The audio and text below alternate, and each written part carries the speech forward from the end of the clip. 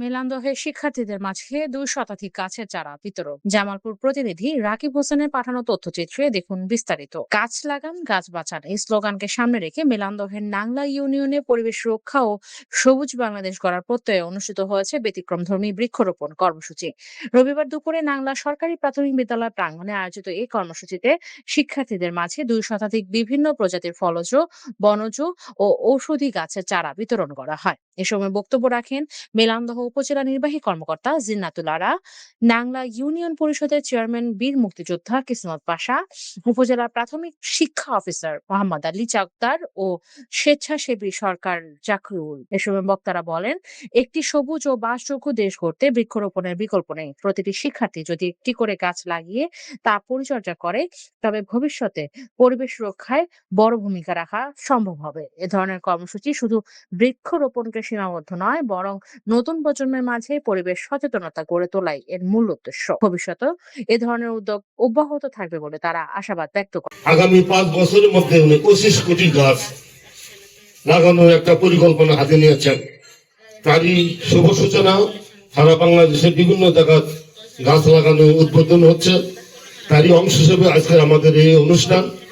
আমরা আশা করি তার এই আশা আমাদের জনগণ, বিভিন্ন সংস্থা, বিভিন্ন প্রতিষ্ঠান আমরা তার বাস্তবায়ন করবো, পূরণ করব। আমি ছাত্র ছাত্রীদের উদ্দেশ্যে বলবো, তোমরা লেখাপড়ার মধ্যে সীমাবদ্ধ না থেকে খেলাধুলা, সাহিত্য, সাংস্কৃতিক আর আজকের যে অনুষ্ঠান গাছ লাগানো অনুষ্ঠান, তোমরা গাছ নিয়ে যাবে। আজকে কি গাছ নিচ্ছ তোমরা? কাঁঠাল গাছ। এটা গাছটা ফলটা কি জাতীয় হোক, এই কাঁঠাল গাছ তোমাদের প্রতিদিন বাড়িতে লাগবা, তোমরা চর্চা করবা, তোমাদের মা বাবাকে বলবা যে এই গাছটি আমার জীবন, এই গাছ বাঁচলে আমি বাঁচবো। এই গাছটা তোমাদেরকে লালন পালন করতে হবে। আমার পাশাপাশি এই গাছকেও তোমাদের বড় করতে হবে, এটা তোমাদের গার্জেনকে বলতে হবে। অত্র বিদ্যালয়ের প্রধান শিক্ষক সহ সকল শিক্ষিকা মন্ডলী, আমাদের ছোট ছোট সোনামণিরা, আসসালামু আলাইকুম। সবাই ভালো আছো তোমরা? কেমন লাগছে গাছ পেয়ে? ভালো লাগছে? গাছ সবাই লাগাবে আজকে? এর আগে কখনো গাছ লাগিয়েছো? এর আগে যদি কেউ নাও লাগিয়ে থাকে, আজকে গাছ লাগাতে হবে এবং গাছটা পরিচর্যা করতে হবে, তাই না? গাছটাতে পানি দিতে হবে, মনে থাকবে? আর গাছটা যেন ছাগলে বা গরুতে না খেয়ে নেয় না অনেক সময়। এজন্য একটু করে ঘিরে গাছটাকে বাঁচাতে হবে। আমরা এরপরে খোঁজ নেবো যে আমাদের ছোট্ট এই সোনামণিরা যে গাছটা লাগিয়েছিল সেই গাছটাতে কাঁঠাল আসছে কিনা। কাঁঠাল আসলে আমি কি ভাগ পাবো?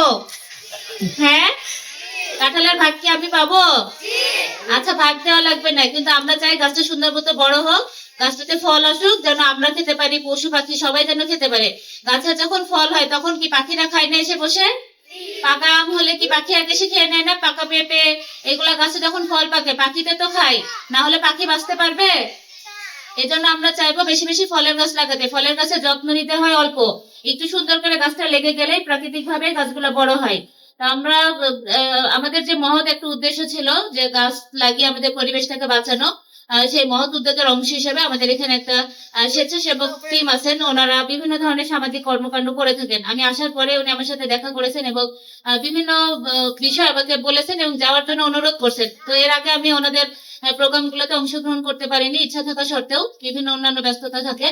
কিন্তু যখনই আমি শুনলাম যে স্কুলের বাচ্চাদেরকে গাছ দেওয়া হবে, দুইটা বিষয়, একটা হচ্ছে স্কুল এবং আরেকটা বিষয় হচ্ছে গাছ, দুইটাইকে আমার মনে হয়েছে যে স্কুলের বাচ্চাদের সাথে অবশ্যই একটু কথা বলা দরকার। এবং যেহেতু গাছ পরিবেশের একটা অংশ, আমাদের পরিবেশের বন্ধু গাছ, সে পরিবেশ বাঁচাতে হলে অবশ্যই আমাদের সবাইকে নিজ নিজ অবস্থান থেকে গাছ লাগাতে হবে।